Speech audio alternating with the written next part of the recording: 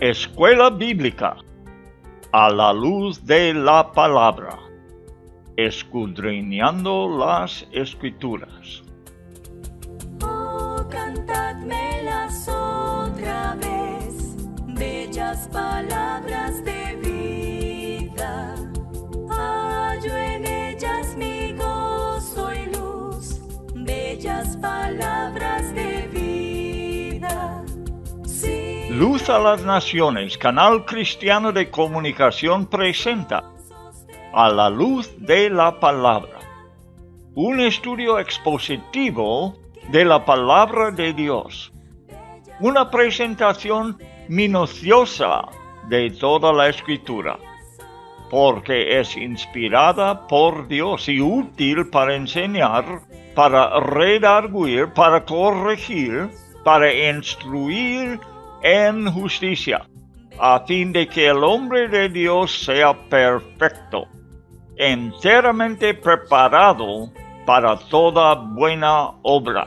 Palabras de vida, bondadoso te salva y al cielo te llama. Qué bellas son. Escuela Bíblica a la luz de la palabra, edificando sobre la roca. Qué bellas son, bellas palabras de vida.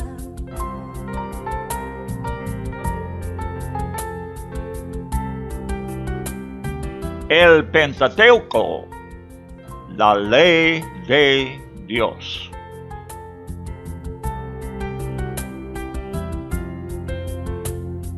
Grato el cántico sonará, bellas palabras de vida.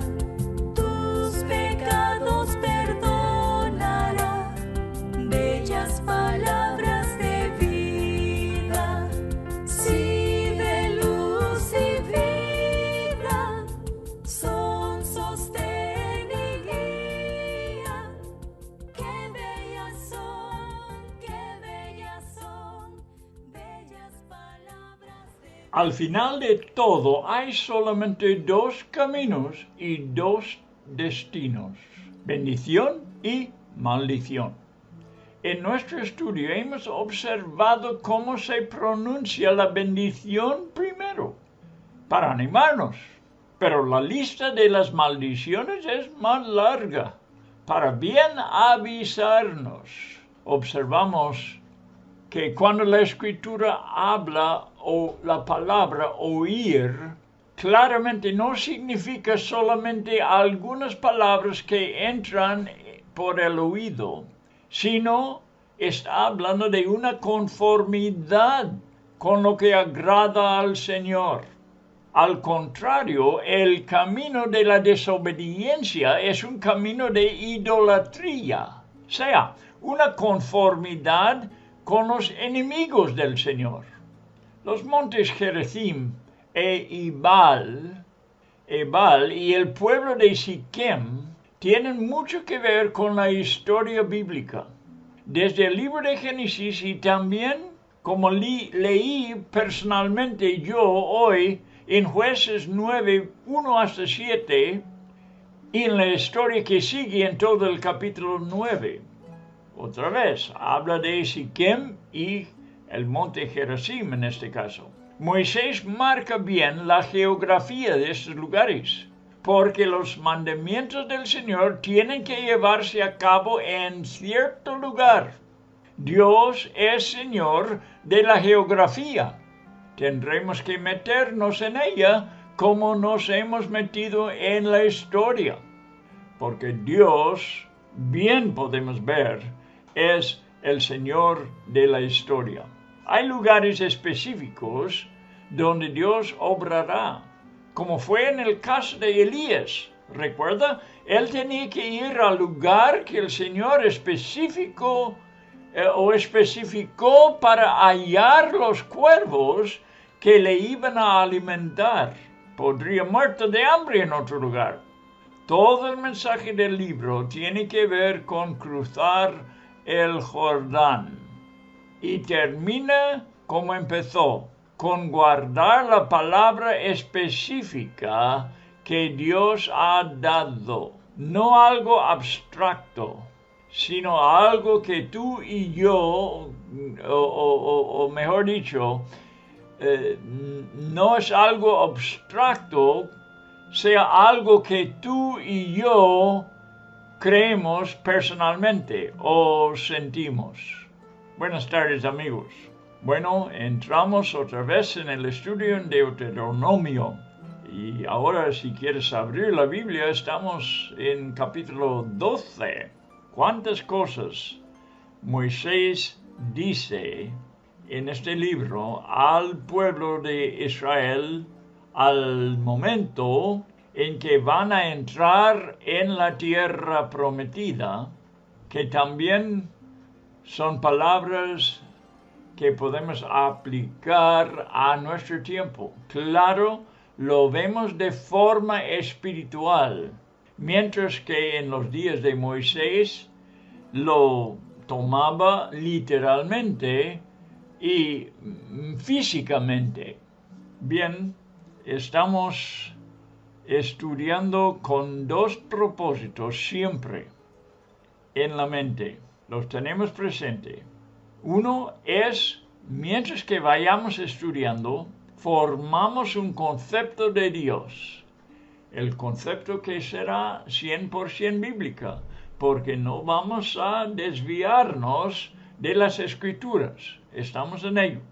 Y Dios tiene que ser conocido por medio de las Escrituras.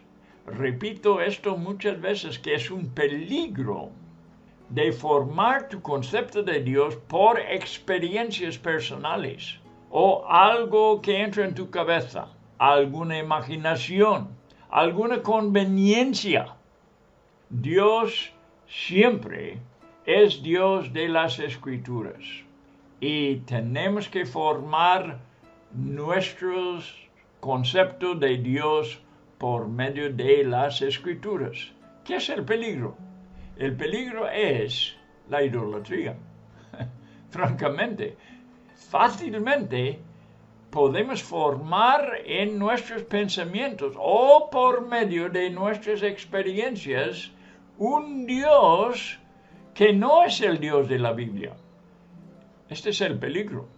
Llegamos a ser idólatras adorando a un Dios ajeno de las Escrituras. Hay gente que lo hace. Y esto hasta ha entrado en la iglesia evangélica en el siglo XXII. Pudiera dar muchas ilustraciones, pero no estamos para ello.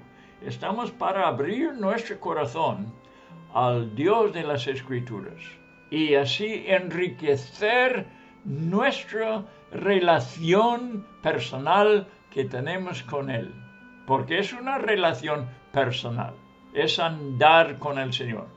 Pero al verle en las Escrituras, nos da mejor impresión de quién es exactamente el Dios que comunica con nosotros. Y estamos aquí también aprendiendo, mientras que vayamos viendo las historias, vemos las maneras en que Dios obra. Ahora, en mis devociones personales, leyendo la Biblia personalmente, ya he hablado de que estuve viendo otra vez de este lugar llamado Siquem y del monte Gerizim. También estudié ahora en mis devociones personales de Gedeón.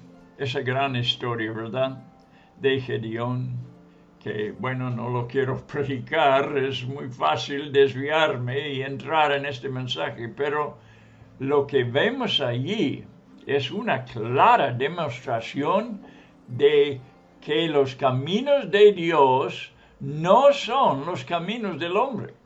Cualquier hombre reduciría el número de soldados hasta tener solamente 300 para ir en contra de un ejército grande, grandísimo. No solamente estos son los caminos de Dios. Y tenemos que aprender estos caminos. Si no, no podemos bien edificar la obra de Dios sobre los caminos de los hombres, los caminos humanos. No. La iglesia se edifica por seguir los caminos de Dios. Bien, el estudio bíblico de hoy no debe ser principalmente un estudio para satisfacer nuestra mente. O sea, que no va a ser principalmente un estudio intelectual. Tampoco quiero que sea un estudio emocional para levantar nuestras emociones. La Biblia es bastante emocional. Habla de nuestras emociones, pero principalmente no debemos tener la meta de siempre tener las emociones conmovidos, sino tenemos que recibir la palabra, otra vez digo, no intelectualmente ni emocionalmente, sino espiritualmente, con el espíritu, que la palabra penetra hasta el centro de nuestro ser, que la Biblia llama el corazón, y permanece con nosotros, así, guardados en el corazón para siempre. Las escrituras son espirituales, otra vez, principalmente espirituales, y tenemos que captar la espiritualidad al estudiarlas. Si lo captemos intelectualmente, pues está bien. Si somos emocionados por la Biblia, también, pero principalmente, otra vez repito, tenemos que captar lo que es espiritual en la palabra. Y esto lo captemos no en la mente, sino en el corazón. A una persona que no conoce el cristianismo y que no conoce la Biblia, diría que estoy hablando insensateces, ¿verdad? ¿Cómo lo captamos con el corazón? Bueno, nosotros sabemos que esto es lo que ha pasado en nuestro ser.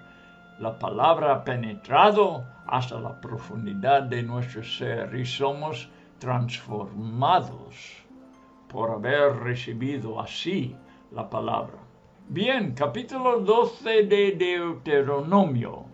Hoy es el estudio y Moisés empieza diciendo, estos son los estatutos y decretos que cuidaréis de poner por obra en la tierra que Jehová, el Dios de tus padres, te ha dado para que tomes posesión de ella. Todos los días que vosotros viviereis sobre la tierra.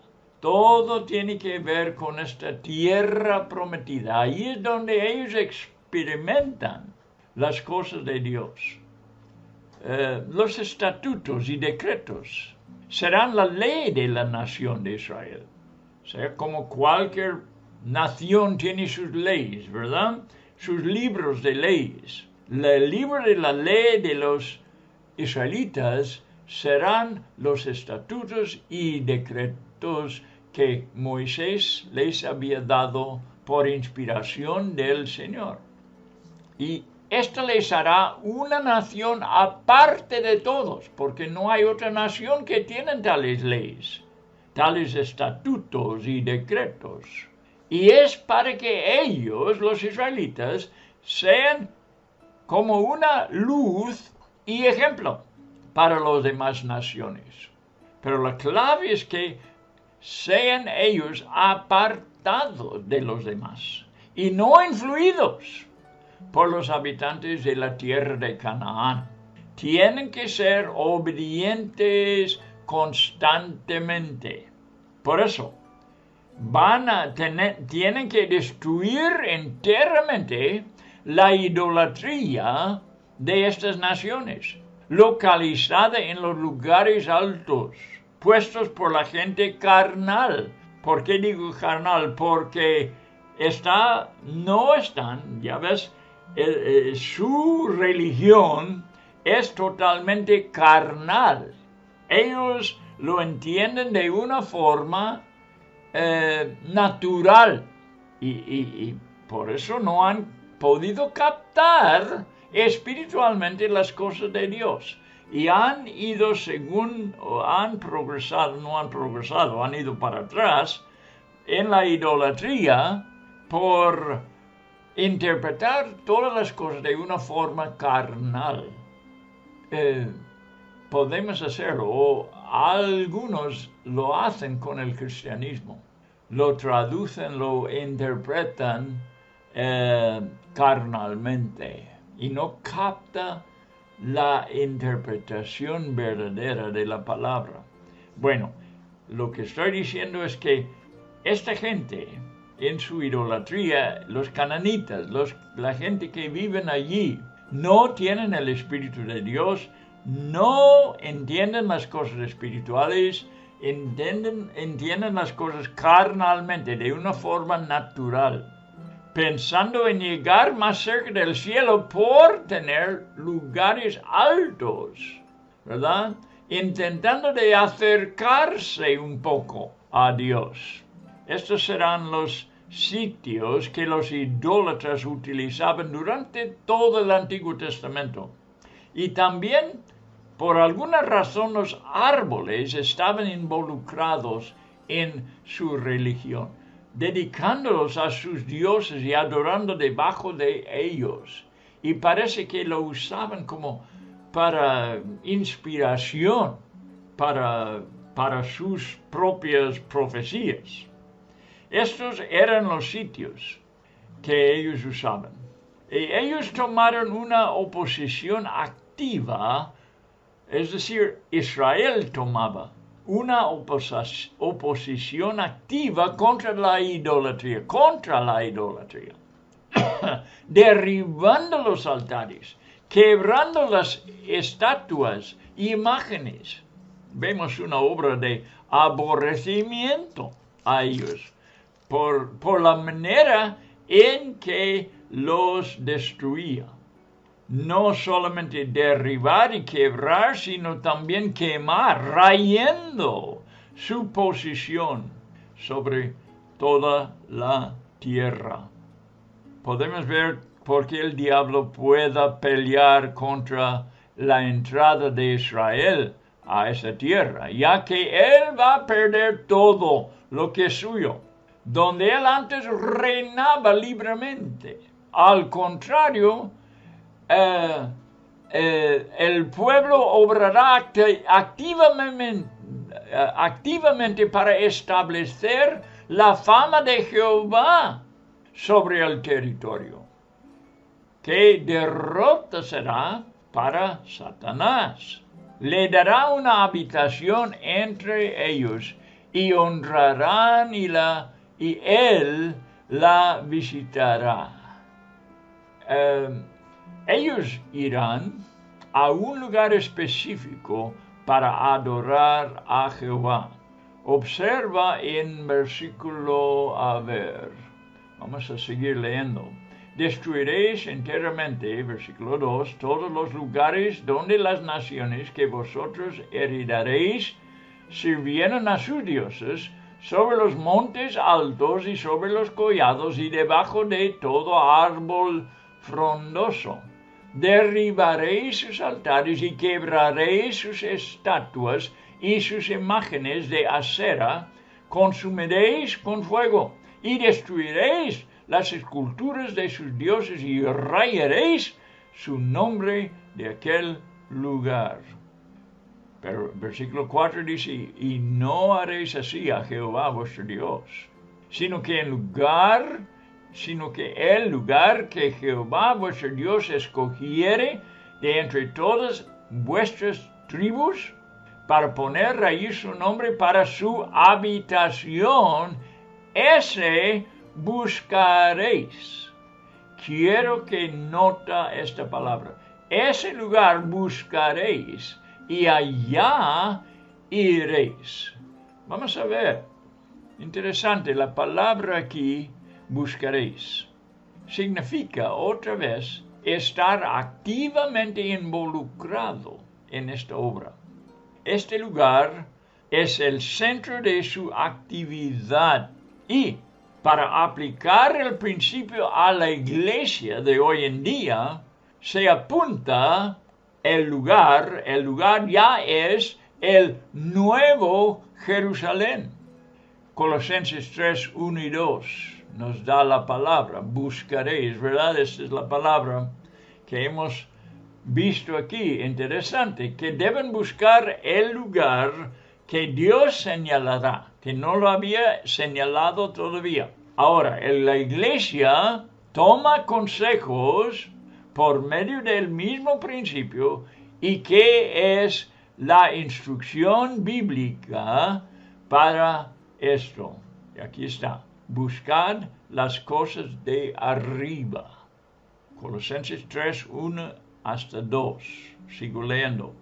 Donde está Cristo sentado a la diestra de Dios. Esto es lo que el cristiano debe buscar. Las cosas de arriba, donde está Cristo sentado a la diestra de Dios. Luego, poned la mira, concentra en las cosas de arriba, no. ¿Ves? La palabra negativa está también, como hemos visto que Israel tenía primero que derribar algo antes que buscar este lugar. Así, no, dice aquí, en las de la tierra. No debemos concentrarnos en las cosas de la tierra, sino en las cosas de arriba, del cielo, donde está Cristo sentado a la diestra de Dios. Otra vez voy a dar la cita si no lo captabas. Colosenses 3, 1 y 2. La vida haya sentido, propósito y propósito allí. Lo demás es vanidad. Por eso, Dios nos habla por medio de su Espíritu Santo, hablándonos de las cosas que valen la pena, evitando las cosas que son temporales y desaparecerán. ¿Por qué? Perder el tiempo en lo que no permanece. Bien, vamos a aprender estas lecciones, los estamos viendo aquí, en forma figurativa en Deuteronomio. Pero en el Nuevo Testamento hallamos el verdadero sentido. Entonces, el cristianismo es algo alegre. Vamos a seguir adelante. Buscaréis, las últimas palabras que hablábamos eran eso, buscaréis y allá iréis. Luego en versículo 6, y allí llevaréis vuestros holocaustos, vuestros sacrificios. Este lugar, están buscando tal lugar específico. Vuestros diezmos y la ofrenda elevado a vuestras manos, vuestros votos, vuestras ofrendas voluntarias y las primicias de vuestras vacas y de vuestras ovejas. Y comeréis allí delante de Jehová vuestro Dios. Y ve que la religión de los israelitas debe ser una religión alegre, porque dice aquí, y os alegraréis vosotros y vuestras familias en toda obra de vuestras manos en la cual Jehová tu Dios te hubiera bendecido. Quiero enfatizar esto un poco, ¿verdad? Muchas veces pensamos en el cristianismo como una religión de amor, y es muy cierto, mayormente es eso. Pero también es una adoración alegre a nuestro Dios. Entonces, alegría es una adoración alegre. Todo lo que tiene que ver con este evangelio, con este cristianismo que nosotros seguimos, tiene que ver con gozo y alegría. Bien, el cristianismo, repito, entonces es algo alegre. Y es una gran bendición. Y se difiera en esta manera con las religiones de la tierra. ¿Has oído de otra religión en la tierra? Nombra la religión que quiera, que puede decir que es una religión alegre. Yo no sé de ninguno. El cristianismo es si puede usar la palabra religión, es una religión alegre. La fuente de gozo es el mismo trono de Dios donde Salmo 16:11 nos dice, Salmo 16:11 para darte oportunidad de escribirlo o buscarlo. Otra vez Salmo 16:11 dice, hay plenitud de gozo. En la presencia de Dios dice, hay plenitud de gozo, delicias a tu diestra para siempre. Diestra, allí siendo la diestra de Dios, que el salmista está hablando con Dios. Pablo dirige a los cristianos a este estilo de vida también. ¿Qué dice? ¿Cuántas veces? Regocijaos en el Señor siempre. Otra vez digo, regocijaos. Filipenses 4:4 y en muchos otros pasajes nos avisa, nos manda regocijarnos. En versículo 8, no haréis como todo lo que hacemos nosotros aquí y ahora. Será cambiada la vida al entrar en la tierra prometida. Mira cómo lo dice. No haréis como todo lo que hacemos nosotros aquí y ahora. Cada uno lo que bien le parece. Esto es un poco peligroso, ¿verdad? Una manera de desviar rápidamente del camino de Dios, haciendo cada quien lo que bien le parece.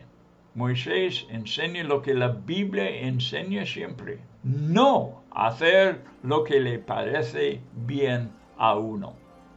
Para hallar la bendición y gozo que el Señor da, hay que dejar que Él nos esté dirigiendo lo que Él nos dirige a hacer. Versículo 9.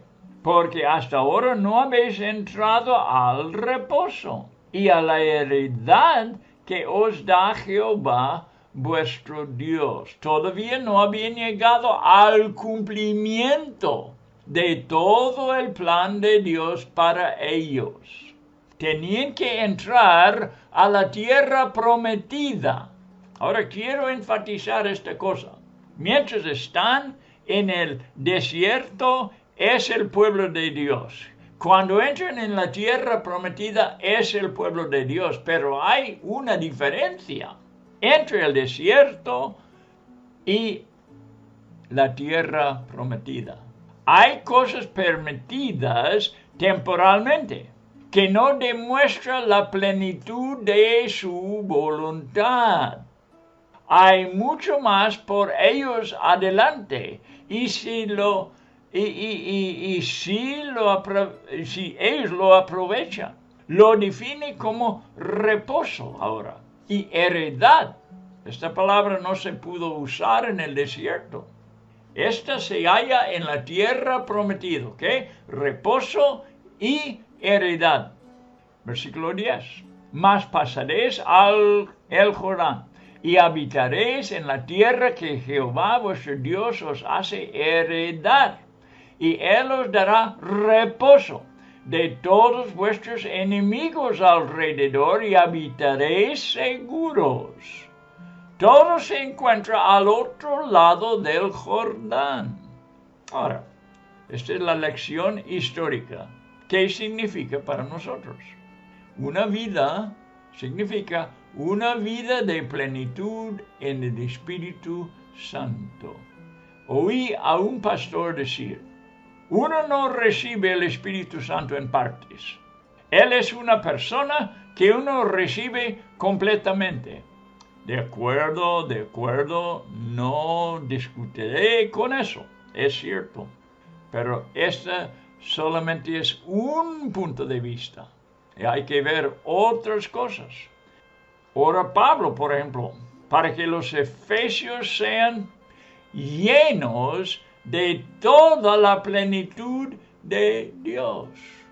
Que ellos sean llenos de toda la plenitud de Dios. En otras palabras, un cristiano puede ser lleno de toda la plenitud de Dios o no, porque si no fuera así, ¿por qué está orando Pablo para que sean así? Efesios 3, 19. Además, otra cosa es lo que Él posee de nosotros. Este es otro punto que tenemos que ver. La Biblia manda ser lleno del Espíritu. Indica que podemos tener el Espíritu sin que le hemos entregado todo a Él. La plenitud del Espíritu indica tal condición y el bautismo en el Espíritu indica más que una plenitud. Ser lleno del Espíritu es una posición en que Él toma control de todo nuestro ser. Entonces, ¿qué es la diferencia? Ser bautizado en el Espíritu es ser sumergidos en su presencia. ¿Ves la diferencia? Bautizado y lleno. Diferentes cosas. Ser lleno del Espíritu, hemos dicho, es que el Espíritu Santo toma control de todo nuestro ser. Ser bautizado en el Espíritu es ser sumergidos en su presencia de tal forma que Él está encima, abajo y a todos lados. Y somos llevados, como dijo Ezequiel, hablando de el río que no se podía pasar sino a nado. Ezequiel 47, 5. Yo quiero estar en este río, llevados por el río. Así que creo que el pastor y muchos como él hoy en día está viendo la cosa de un solo punto de vista. No me convence que no hay mucho más en Dios que no hemos experimentado hasta ahora. Versículo 11. Y al lugar que Jehová vuestro Dios escogiere, está hablando de un lugar específico otra vez, que ni Moisés sabe dónde es. Vuestro Dios escogiere para poner en él su nombre, allí llevaréis todas las cosas que yo os mando, vuestros holocaustos, vuestros sacrificios, vuestros diezmos, las ofrendas elevadas de vuestras manos, y todo lo escogido de los votos que hubiereis prometido a Jehová. No solamente en la tierra prometida está esta plenitud, lo que indica para nosotros la plenitud del Espíritu Santo, sino específicamente en Jerusalén, porque este es el lugar escogido. Experimentarán todo lo que tiene que ver con el mundo sacrificial del Antiguo Testamento. En el Nuevo Testamento todo centra alrededor de la cruz de Jesús. Él fue sacrificado de una vez para siempre, pero el significado y las riquezas y bendiciones que fluyen de aquel lugar siempre experimentamos en aumento mientras andemos y seamos enseñados por el Espíritu Santo. Versículo 12. Y os alegraréis, dice otra vez, delante de Jehová vuestro Dios, vosotros, vuestros hijos, vuestras hijas, vuestros siervos, vuestras siervas, y el levita que habita en vuestras poblaciones, por cuanto no tiene parte ni heredad con vosotros, sea el levita. Bien, otra vez, el resultado es el gozo, alegría para el individuo, pero también para su familia y además para todo lo que posee. Y puede ser una bendición para toda la comunidad de cristianos en nuestro alcance. Creo que es lo que Joel describe. Si quieres marcarlo, apuntarlo, Joel 2, 28 y 29. y después de esto derramaré mi espíritu sobre toda carne, y profetizarán vuestras hijos y vuestras hijas. Nota aquí, la profecía dice que profetizarán también las hijas. Vuestros ancianos soñarán sueños, y vuestros jóvenes verán visiones. Y también sobre los siervos y sobre las siervas derramaré mi espíritu en aquellos días.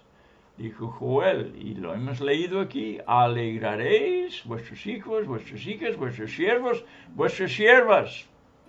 Bien, una bendición para todos. ¿Qué significa este principio para el cristiano? Significa que el cristiano no puede regocijarse en el Espíritu Santo mientras que esté esclavizado por tener un compromiso con el sistema del mundo. ¿Recuerda? Bueno, hay una precaución en versículo 13 que debo leer primero. Dice, cuídate de no ofrecer tus holocaustos en cualquier lugar que vieres. No fue permitido en aquel entonces. Dios tenía elegido un lugar específico. Me acuerdo que no fue posible para los israelitas cantar las canciones de Sión en Babilonia. ¿Se acuerda del Salmo? Salmo 137, versículo 1, también versículo 4. Dice, junto a los ríos de Babilonia, allí nos sentábamos y aún llorábamos, acordándonos de Sión. Luego el versículo 4 dice, ¿cómo cantaremos cántico de Jehová en tierra de extraños? ¿Qué significa esto? Significa que el cristiano no puede regocijarse en el Espíritu Santo mientras que esté esclavizado, no a un lugar. No, estamos interpretando esto espiritualmente. No estamos literalmente en Babilonia, pero podemos estar en esclavitud por tener un compromiso con el sistema del mundo. Y uno no está libre de cantar las canciones de Sión de esta forma. Versículo 14, sino que en el lugar que Jehová escogiere en una de tus tribus, la tribu fue Judá, allí ofrecerás tus holocaustos y allí harás todo lo que yo te mando. Significa que el cristiano solamente, ahora estoy intentando de aplicar el principio dado por Moisés al Nuevo Testamento, porque se puede, por eso existe el Antiguo Testamento, para darnos una sombra que apunta hacia la realidad, ¿verdad? Para eso sirve la sombra, nos apunta hasta el cuerpo mismo, hasta la realidad. Y significa que el cristiano solamente llega a los beneficios del Evangelio obedeciendo la palabra de Dios, la Biblia. Algunos de los cantores cristianos no han aprendido esta lección. Cantan las canciones de Sión en un lugar ajeno. No quiero dar ejemplos, pero es una realidad en nuestros días que podemos ver entre los cantores comprometidos con el mundo. Por el otro lado, en el versículo 15 y 20, habla de la libertad cristiana. ¿Cómo nos gusta ser libres, verdad? Y dice la palabra, donde está el Espíritu de Dios, ahí hay libertad. Déjeme hablar de eso un poco. Vamos a leer primeramente 15. Con todo, dice, podrás matar y comer carne en todas tus poblaciones, no solamente en el lugar específico. Está hablando de solamente matar y comer en todas tus poblaciones conforme a tu deseo. Eres libre, según la bendición que Jehová tu Dios te haya dado. Nos ha bendecido con todo. El Señor dice que podemos gozarnos de todo lo que Dios nos concede. El inmundo y el impío la podrá comer como la de gacela o de ciervo. Y vamos al versículo 20, donde dice casi igual, creo, cuando Jehová tu Dios ensanchare tu territorio, como Él te ha dicho, y tú dijeres, comeré carne, porque deseaste comerla conforme a lo que deseaste, podrás comer. Libertad. Habla de la libertad cristiana. Estamos aplicándolo a nuestra edad. Aplico aquí lo que Pablo escribió a Timoteo para compartir con los cristianos ricos, específicamente los ricos. Dios, dijo Pablo, nos da todas las cosas en abundancia para que los disfrutemos. Esta es la libertad cristiana.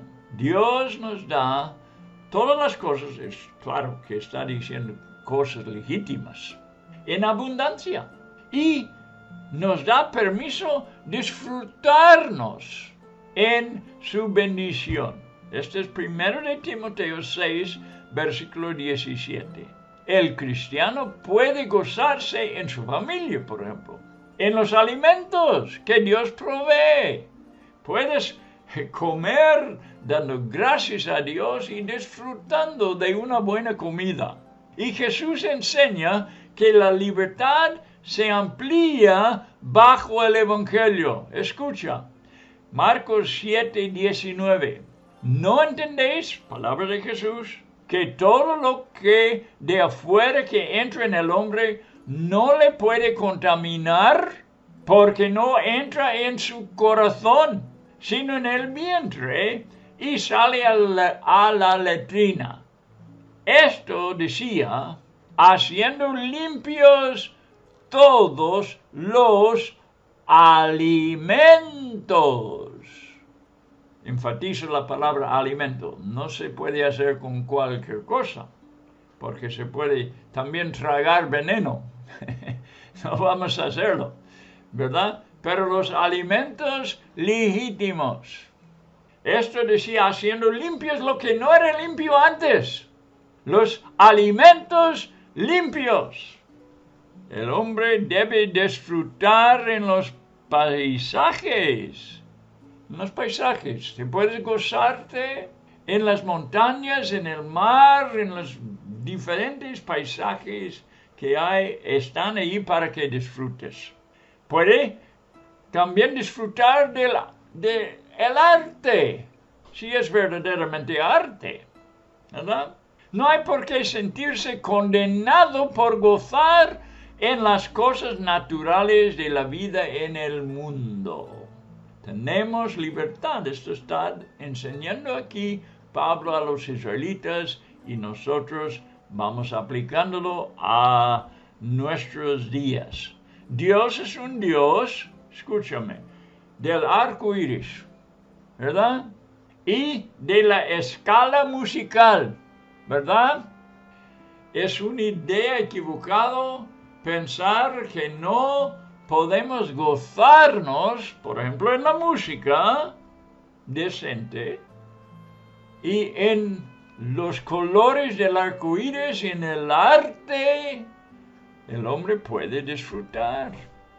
Dios es Dios del arco iris y de la escala musical. En otras palabras, de los colores y de la música. No hay que meterte en un monasterio para que seas santo. Los cristianos pueden gozarse siempre y solamente cuando se separa, pero solamente cuando se separa lo santo de lo profano. Hay que tener cuidado de no meternos en diversiones o prácticas cuestionables. No nos da libertad la Biblia para meternos en cualquier cosa.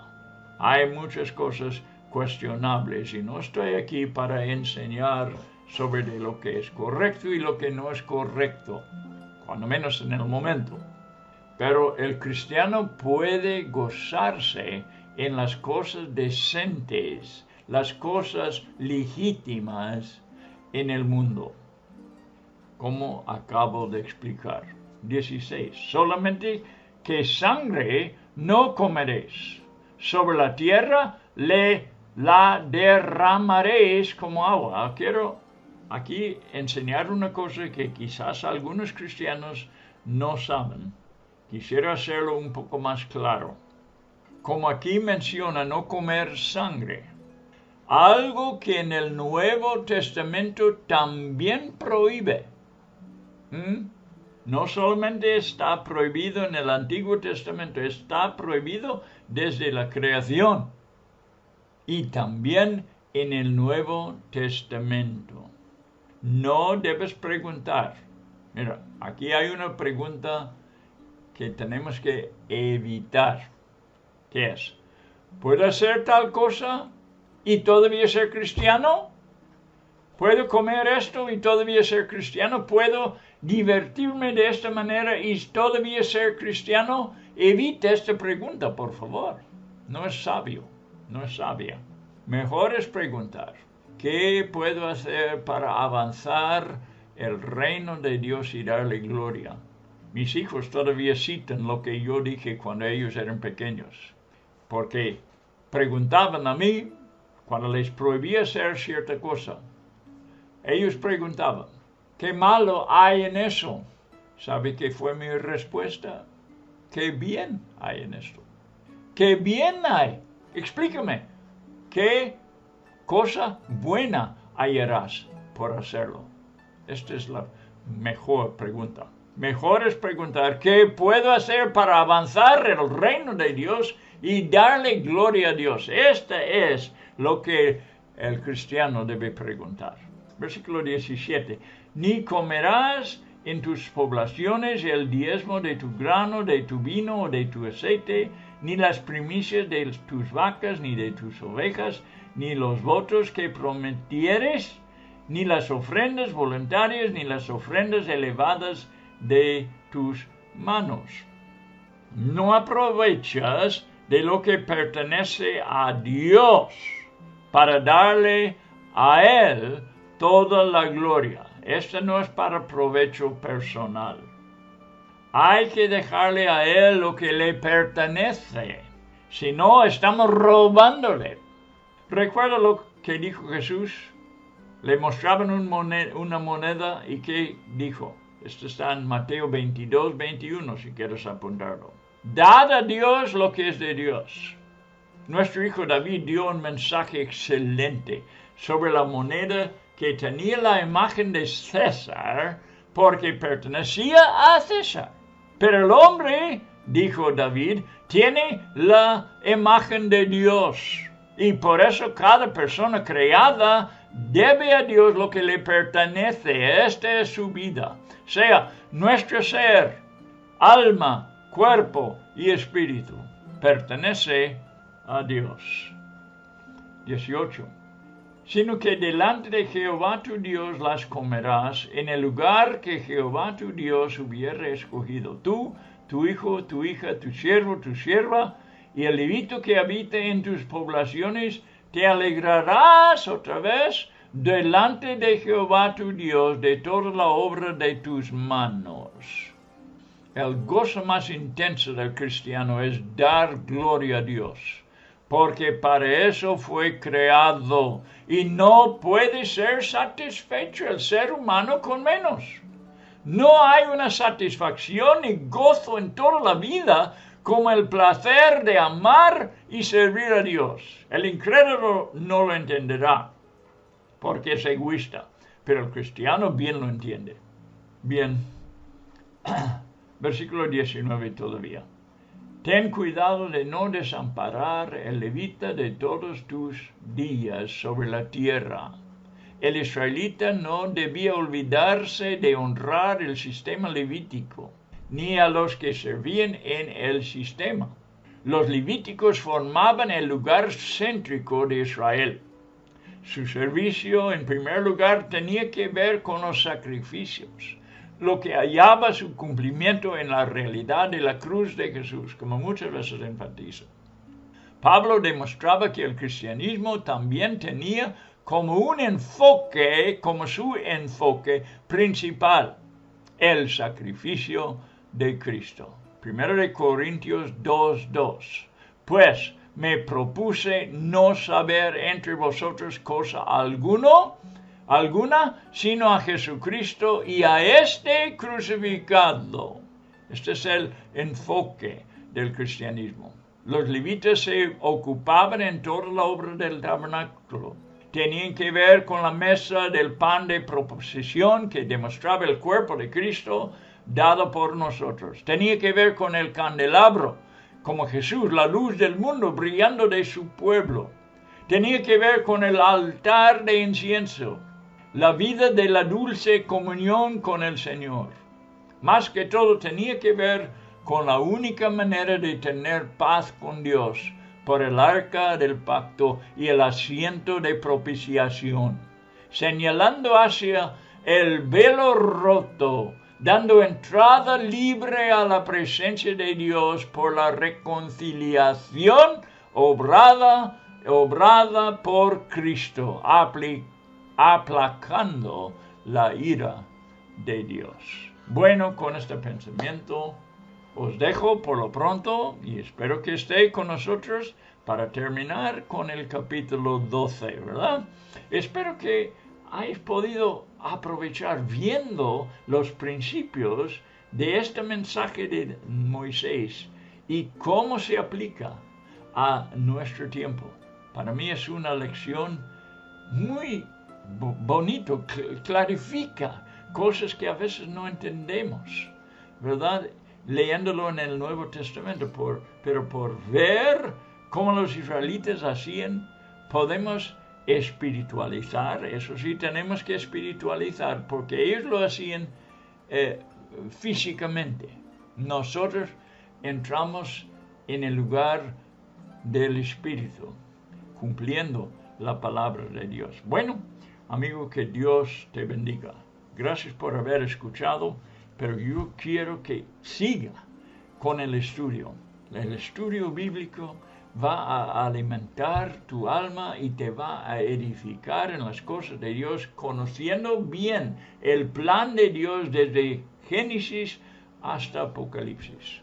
Seguiremos muy pronto con el estudio. Hasta entonces.